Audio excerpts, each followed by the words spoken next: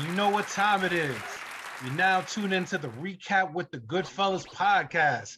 We in the building, man. You know how we do every week. Illest podcast out. You already know what it is, man.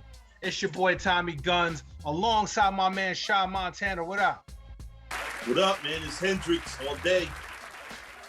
Karev Ya, Heritage Hip Hop in the building. How's everybody? How you doing? Glad to see you, and I'm smiling today. You are in trouble. Of course, Dav Noble, AEP Presents, holding it down. What's good, everybody? Peace and blessings. Hope everybody's staying safe out there. Hey, go fishing. This weather out here is nice. On his grown man, B.I. That's what's up. And of course, we have to shout out the one and only Sage and Tyler, aka Mayhem Media, behind the boards doing what he does. And also special shout out to my man Big A, GoodFellaz own. He'll be in the building a little bit later. He's off doing Big A things. You already know what it is. You know what we're doing? We're building better podcasts. That's what we do here at GoodFellaz and the Recap.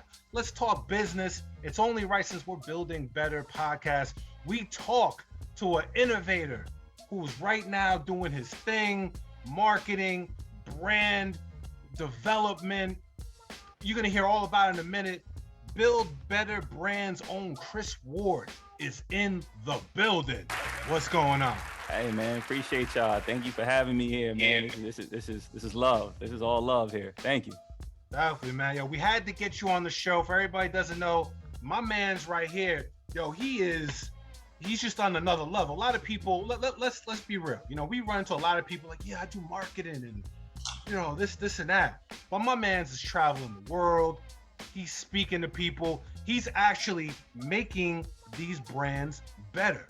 So we're going to talk to him. We're going to talk business, marketing, brand creation, renovation, motivation, and all that good stuff. It's time to talk money, yo. We the GoodFellaz. So first things first, Chris Ward. For everybody who doesn't know, let everybody know where you're representing. Where are you from? It's cool. It's Jersey all day. Jersey all day. Had the pleasure of knowing Karev before I even got on here, and so it's all love. Love Jersey. Love what Jersey's all about. All the talent that's here, the hidden gems that are here, and it's my job to build the brand out so that people can start representing Jersey in the right and proper fashion. So I'm excited about that. That's what's up, man. So your company, Build Better Brands. Explain, I mean, it's pretty self-explanatory, but explain how you got into the game, what exactly you do for everybody who doesn't. Yeah, so I was in private education for a very long time. I worked my way up. I mean, I didn't have a college degree. I had to make money, and the best way to make money is in sales, right? And so I went from places to place, sell as a sales rep. And if anybody knows about that game, it's not for the lighthearted. So I learned how to walk those streets, make sure I was making my money, and I learned a lot about myself. I learned how to align, right? That was the biggest thing, not just hustle. There's a lot of people out here who hustle, but that don't always bring you what's great for yourself. And so it went from sales to college stuff. That's where I met Karev. I worked my way up as a rep, all the way up to a director with no college degree. And then I said, hold up, I'm building brands for colleges and teachers and educators and all these other people. Why not just go into business myself and do it for myself? And the first thing I did was help build my wife's brand. She now has a 6-figure salon, so we're really thankful for that. In 2 years. What's that salon name though?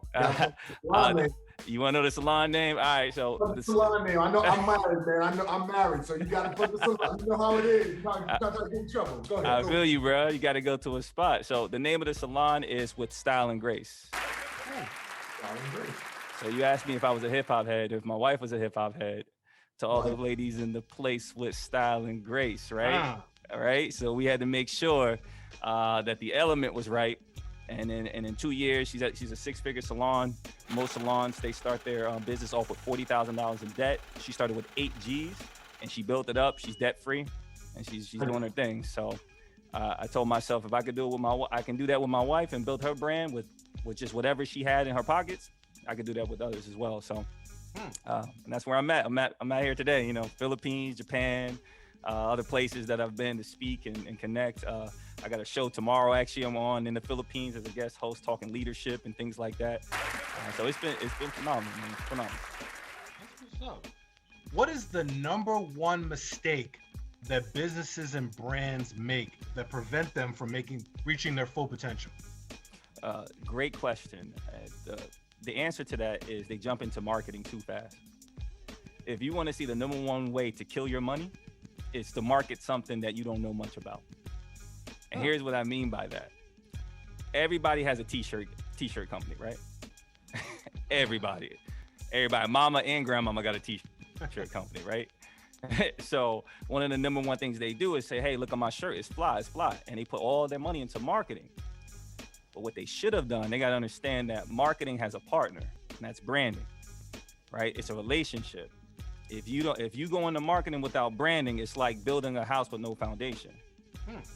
If all you do is brand and you don't market, it's like having the best location in the world and nobody knowing about it. Word. So the number one thing people want to do, instead of spending their money on marketing, you got to focus on what I call solving the progression gap.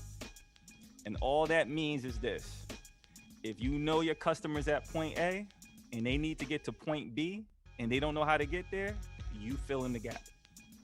When you fill in that gap, whether it's a t-shirt company or hip hop music or education, when you fill in that gap, it closes everything. And as they close it, guess who they pay? They pay you. Yeah, pay you. Right? They pay you because now you solve something that nobody else can solve. Now you're just not a t-shirt company. You're a service. You provide something Right? that provides something they didn't even know they needed. Because think about it, right? Think about it. Like everybody probably here has sold candy before when they was in school, right? Of course. There wasn't, Tommy, remember back when me and Tommy go back to middle school, remember it was them electric blue blow pops. Yeah. Them was the hustle back in the day. You cop them for 10 cents. We sold them for a quarter. Oh man, we thought we was Nino Brown. Like, yo, I got this new thing right. Ooh, I love that. Now check this out, right? Let's say y'all selling the electric blue pops, right? But then somebody also has access to that same vendor and can get the same thing, right? Let's say they got more money than you, which some people do, like a small business. You trying to go against the Walmart and everybody else. Who's gonna win at the marketing game, you or them? The people with the most money. True. Right?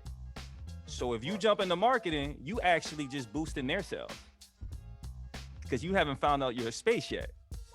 So it might be, hey, the Tommy and D Noble brand is all about hip hop and candy, and every candy is associated with your favorite rapper, right? And now it's like, yo, I mess with them, because I'm aligned with them. I love hip hop, so I know they sell the same thing, but they got bars and they don't. So I'm gonna go over there. Wow. Yeah. So. Yeah, man. It's that personal connection. If you're able to get somebody to invest not just their money, but their trust into you. Yeah. But that's something that's earned too, because the best, the brands with the most consistent followers, those brands they're consistent. And I think consistency is real key. But consistency could be a double-edged sword because you could be consistently wrong. That is true too. Right. All right. Let's use D's background for a second. You don't talk about President Trump like that. Right? Yeah, we already know about him, right? But think about it, right? Let's check D's background. He got all the comic books back there, right? Right. All right. Which comic book is the most profitable comic book character out there? Batman. That would be Spider-Man. Batman. So if you say the Marvel side, they would say Spider-Man, but really Batman has been the most profitable character since 1960 something. Do y'all know why? He's got about 70 movies out in the last 20 years. 70 movies. He got a lot of movies. What else? What y'all think? Most relatable story of loss, and everybody goes through loss. Yep.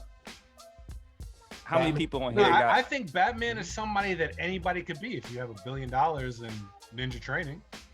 Right? It's like maybe I could hit a Billy. Maybe I could get one. You know what I'm saying? Right? I get a butler too, right? But if you think about it, right? Like look at it this way. They keep telling, how many times have they gone deeper than the beginning of his story? How many times have you seen a movie that goes past the beginnings of his story? Yeah, there've been what, 1, 2, 3, 4 actually. I think 4 if you count Origins. There's a bunch more. Well, they always pretty much show his origin in every movie because it's a powerful origin. Exactly. That's the point. You hit it, Tommy, right? It's the origin story. Shy got an origin story, right? Say I got an origin. Everybody on here got an origin story. No, I'm playing. But everybody got a story, right? And your origin story, the deeper you go into your story, the more tricks you can pull out your bag. So every 5-7 years, you're gonna see a new Batman movie, and it's gonna tell the story all over again from a different perspective. And so now your kids are now going to be introduced into the Batman ecosystem, and they're going to make more money. Yeah.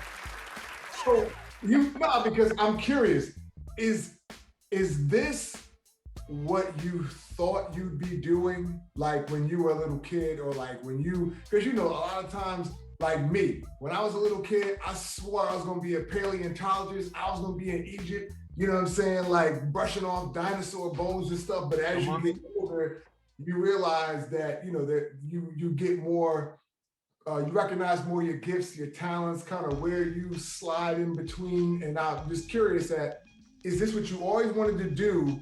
And then at what point did it click? Like, nah, this is it. Like this is kind of what I think I'm meant to do, kind of thing. That's a great question. The first part of that answer, the answer is no. And number 2, the transition that happened, moving from Brooklyn and my parents getting divorced, Mom Dukes had to figure out how to invest in her sons. It's like, all right, if I don't invest in them now, they're going to be in the streets. Right? My uncle was a hustler. All right. A lot of people I know, they was hustlers. And my mom was like, nah, y'all not getting into that life. That's why we moved out of Brooklyn out here. So what she did was she was real smart. She said the greatest project that you could ever work on is yourself. Right? So you got to understand the stakeholders that's in your life. You got to know who are the stakeholders, who are the shareholders, who's part of the mission, who can complete the mission, who can complete the project, who builds the project, who takes away from the project. Right? And so she said, okay, this is what I'm going to do. I'm going to put you on stage at the age of 13 years old, and you're going to have to speak in front of 200 people about a topic that will move them. She put me on that stage, man. I was scared out of my damn mind, man. Oh man, it's like 200, 300 people there. I'm trying to raise money for a community thing that we had going on. I ended up getting second place, but when I looked up, saw the people in the crowd, they was crying in tears, man. I'm like, oh, that's powerful. From my words, you got emotional and you connected. Like what would make somebody connect from just words and ideas? And so I started to dive more into it, and I realized that storytelling was the most powerful thing that we can do, right? And that led to some other things, and the storytelling foundation led to building brands, man. I started realizing people was coming to me and they're like, yo, I don't know how to market this. I don't got money, man. They're like, what do I need to do? And I'm like, well, what's your story? How can we tap into your story and align yourself so that people see you can stand out? Because once you stand out, you can build a community. And that's how I felt. You said something that was, the way you said your mom explained the investing in yourself and how the question of who are your shareholders? Like you hear people talk about, you are who you hang around, birds of a feather, but I've never heard it put that way. Like if you're a business and you're a brand, who are the people that are invested in your life and who are invested in seeing you succeed? But that's dope. Like shout out to your moms, man. I've never heard it put that way, and it's crazy how profound that is, especially where where we are in life as professionals, and it's as you get older, you start looking at the people who are really invested in your life. And when you start looking at the other, you know, on the other side, you're like, who do I want in my circle when that time comes?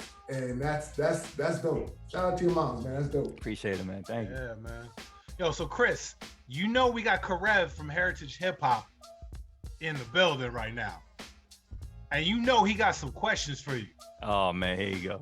So Karev, what's good? Shout out to everybody on here tonight. For y'all who don't know, Chris Ward is like my brother. Like, for real. We went through the trenches together. You know what I'm saying? Like, we really went to war against some, what they say, wicked things in high places. You know what I'm saying? Yo. And I know he's a lover of basketball. Oh, here we go. So I'm gonna ask you a basketball question if you don't mind. Here we go, man. I'm ready. When we talk about the game, we talk about rules, structure, and knowing how to operate within it to get a goal. If you had to compare doing business or building a brand to the game of basketball, who would play the coach, who would be the players, and what would be the way to score? Oh, man, you got to give me this deep question on here like this. You know what I'm saying? Karev, man, that's Karev for you. So I'm going to answer it this way. You want to be the point guard. If you going to build a brand, Shy going to build his brand, GoodFellaz going to build their brand, y'all got to think like point guards. Because they can see the court from different angles. They can see the vision. They can see where people need to be placed. And they are the direct correlation to a coach on the floor. So that's the first thing I would say. Now, the coach, that needs to be somebody that's in your industry that's doing it 10 times bigger than you. 10 times bigger than you. People may say, well, why 10 times? Well, if you want a 10X, then you got to be around people who are already 10X. If you want a 3X, you got to be around people who are already 3X. Because success leaves clues. Facts. Right? Like what y'all doing right now, y'all, I don't know if y'all know this is groundbreaking. There's a kid right now that's watching y'all and like, yo, I'm inspired. I'm gonna have my own show just like y'all one day. And I'm gonna rep New Jersey. And when I meet y'all, I'm gonna tell you how much y'all inspired me. Right? So y'all doing something special just like that right now. But the third thing that's most important, the game changes. The game changes. Just the other day, I heard them saying, should LeBron be considered a point guard? And I'm listening to this like, what? It's like, yeah, he's one of the greatest passers of all time. He controls the offense. He's a visionary. He sees everything. And I'm like, well, that kind of, there's a lot of categories you can check off to be a good point guard, right? But at the same time, I realized something. LeBron changed the narrative. Here it goes with that story again, right? So if you can control the narrative and you can change the narrative, you can actually make the rules change in the game. So that's how I would answer that question. When you're building a brand, the coach is somebody that can help you 10X, 3X, whatever your vision is. You got to be the point guard, and then everybody else on the court you should be assisting and helping you get the goal. Because at the end of the day, all the point guard is supposed to do is not just set people up. He's supposed to control the pace of the game. So that when it's time for clutch time, then you go ahead and shoot that ball and make that basket. And that's how I would answer that correct. Facts. No, I got one more for you though. Yeah, man, you trying.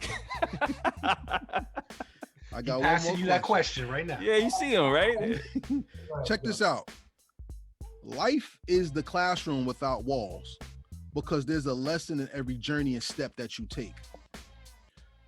In today's world, business has become from a tangible world to an intangible world. Even though we're selling people things they can touch, experience is not a touch, it's a feel. So we use the podcast is the new textbook, because we will open up books to get information. Now we listen to people for information. How does a business person judge proper information to do business and separate it from information given to fund a lifestyle in business? That's a complex but simplistic. And of course, you're gonna ask a question like this, right? All right. So let me first preface this by saying what I believe in, because it won't make sense unless I tell you what I believe in. A lot of people jump into business telling you what other people believe in and what other people's why is, but they don't tell you what their own is. right? So I believe our greatest pain becomes our strongest motivation. So behind every why, there's a story with the gift discovered. If you think about that, right? I'm sharing my identity first before I share information. Because if I share information to Shy or D or Tommy, and we not aligned with our belief system, it's just information that's just dead information. There's no value to it. But if they hear something, they say, "Yo, Chris, that's my man's. I like what he's about and where he's going." Now the information becomes 10 to 20, 30 times more valuable because we are now aligned with the same focus. Now, how does that play into the business aspect? We are moving from the information stage and we're moving more into the human connection stage, which is any media platform that can create conversation becomes the most valuable resource in the room. If you can create conversation, you are now the most powerful resource in the room because the brain has about 12,000 to 60,000 thoughts a day. Of those thoughts, 85% of those thoughts are negative. And of those thoughts, 90% of those thoughts are repetitive. So think about that. You got your own thoughts that you are negative thoughts that you're dealing with. Then you're being marketed to at least 60,000 times a day. And then you're trying to find your community that you vibe with. So it's very important to know what you believe in first, put that out there as bait. When it starts biting, you reel them in with the rapport, right? We talked about that. Wisdom attracts, rapport delivers. Can't share wisdom if you're not aligned. Can't build rapport if you're not in relationship. And so that's what I would say to how to develop that business in that way. Know what you believe in first, and then it presents the table, and you create the ecosystem from there. I know Shy Montana had a question for you. What's good, Shy? It was good, man. Have you read any books in your travels that helped you with I guess sharpening up your talent? Definitely. I mean, I believe if you're not reading, man, you know, back in the day in school, reading was like whatever, man, like reading. But now you'll see me. What are some books that I read? The Artist's Way. The Artist's Way is a great book. The reason why it's great, it helps you discover the monsters in your life that's holding you back through limiting beliefs. Very powerful book. What else have I read? Atomic Habits. I mean, everybody should be on that. Atomic Habits is amazing. It teaches, I think it takes about 66 days to create a new habit, and to make it a tombstone habit, it needs about 90 experiences just to make it a new habit. So Atomic Habits is amazing. Power of Broke, of course, Damon John. What else we have out there? I've read so many type of books. The Element by Sir Ken Robinson. It's an amazing book. It talks about everybody finding their element, and when you do, the environment starts to change for you. So those are a couple of books that you can read. And then there's branding books out there that I would suggest. It's Brand Story. That's one of the most famous ones out there. Simon Sinek, Find Your Social Media Made Rich, right? Powerful book right there. And then the usual ones. If someone wants to start on like building relationships with people more, Dale Carnegie books, right? Yeah, word. Yeah, any Dale Carnegie, just pick it up. Just pick it up and you're good. So I got a question. What brands inspire you with the moves they make currently? Local brands actually. I focus on local brands just because usually they got their ears to the streets. Like, this is the reason I said yes to this. I mean, the way Big A and Karev talk about you guys, there's a genuine love. And when I went back to see some of your past interviews, like I see that you guys do your homework. You're professional. You make sure you're thinking about evergreen content, meaning that if somebody looked at this content 15 years down the line and they would be like, yo, that was a good interview or that was good information. I'm glad GoodFellaz TV is here because I'm learning a lot.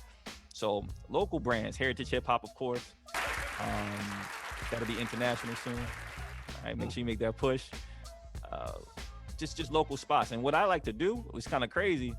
I'll go to different neighborhoods. If I got peoples there, I'll go to different neighborhoods and I'll literally just go into the small businesses and places like that, and I'll invest in them. I'll buy product. I'll talk to the owners, see what they're about. If I can give some jewels, I'll throw some jewels down. And then usually that's how I build business too. So local businesses for sure. I got a question. Because I like scale questions. I feel like a lot of people don't really plan down the line, like 5-10 years. So my question is a scale question. So 5 years down the line, 10 years down the line, let's say 5 years down the line, where would you like to be? And let's say 10 years from now, if you're looking back, what do you feel like where you would be in business where you would say, I have no regrets? That's a great question. So I know a lot of people may kill me for this. I don't make goals for success. I make goals for the identity of the person I want to become in the season that I'm in.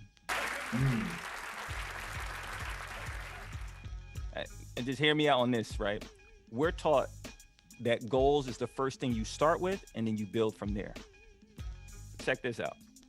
How many people are miserable in the corporate space or the job they have? Whether it's retail, well, how many people are miserable? It's true. It's true, right? Because they put goals first. What I always put first is vision. Vision of who I want to become, right? Parents got divorced. I told myself I would never get married, never have children. Guess what? I got 2 kids, beautiful wife, and a family, right? If I had planned for goals, I probably would have never got married, but I planned to be a better man. Who would make me a better man? Having a beautiful wife and kids. Gave me access to stuff about me I didn't know about myself. And now I can bring that to the table, right? My son, my sons flew to the Philippines with me in Japan. He's 6, he's 15. They flew to the Philippines. He saw me speak on stage in front of the national army, pretty much, national police in the Philippines. I was like, Dad, this is what you do all the time? I said, yeah, this is what I do.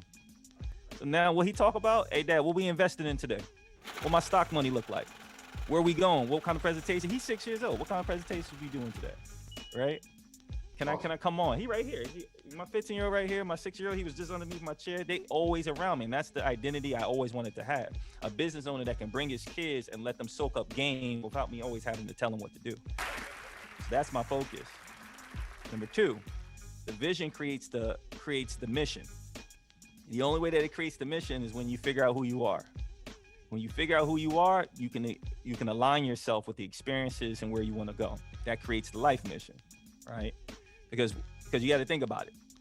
All passion is the wildfire to your life's mission. Sometimes your passion lets you meet women that you wish you never met. Yeah, I know what I'm talking about. Regret, right? We know. And sometimes that passion brings you to a place you never thought you would ever be. Purpose. All purposes is the inner voice to embrace your calling. It's the inner voice that speaks to you to embrace your calling. And then the vehicle is the identity. So when you do that, it creates the vision, it creates the life mission, and then you create the goals. The goals should only be aligned with the vision and mission of who you want to become in the season that you're in. Because today I may be an investor, but tomorrow I may be a trader. I'm talking about stocks right now, right? I might be investing today, but now I built my money up, and now I want to get into trading, right? Because that's who I wanted to be for that season that I'm in. So that's how I look at it. That's how I see success. The identity. It's positive. I like that.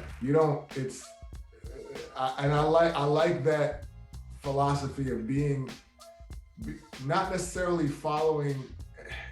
You're teaching your kids to be a type of person. It's like you a type of person who stands for a certain type of values.